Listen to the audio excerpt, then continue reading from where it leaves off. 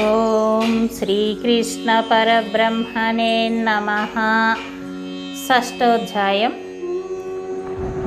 7వ శ్లోకం 6వ శ్లోకం. బంధురాత్మాత్మవస్తస్య ఏనాత్మైవాత్మనా జితః అనాత్మనస్తు శత్రుత్వే వర్తేతాత్మైవ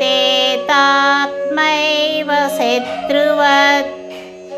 భావం: మనస్సును, ఇంద్రియములను, శరీరమును జయించిన జీవుడు తనకు తానే మిత్రుడు, అట్లు జయింపనివాడు తనకు తానే శత్రువు.